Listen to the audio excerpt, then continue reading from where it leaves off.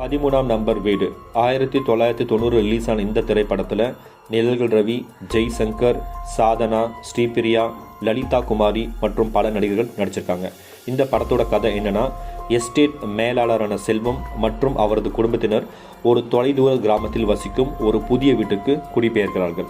அங்கு செல்வம் ஒரு மகிழ்ச்சியான கிராமத்து பெண்ணான அன்னம் மீது காதல் கொள்கிறார். ஒரு பேயால் தொந்தரவு செய்யப்பட்டு செல்வத்தின் தாத்தா மாரடைப்பில் இறந்து விடுகிறார்.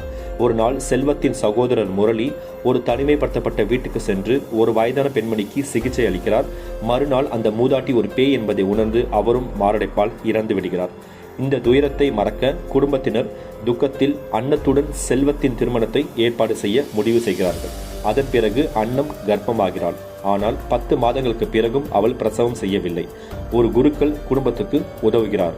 அவருடைய பிரசவத்தை ஏதோ தடுத்து நிறுத்தியதாக உணர்கிறார். அவர் ஒரு சடங்கை தயாரிக்கிறார். பேய் இறுதியாக தோன்றி அவளது கடந்த காலத்தை பற்றி அவரிடம் கூறுகிறது. அந்த பேய் ரேகா என்னும் இளம் பெண். அவள் தன் கணவனுடன் மகிழ்ச்சியாக வாழ்ந்தாள். ஆனால் அவளுடைய கணவருக்கு நிறைய கெட்ட பழக்கங்களும் நிறைய கடன்களும் இருந்தன.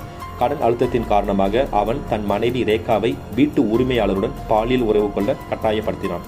அவள் மறுத்துவிட்டு உரிமையாளரை கொன்றாள். பின்னர் கோபமடைந்த அவளுடைய கணவன் அவளை கொன்றான்.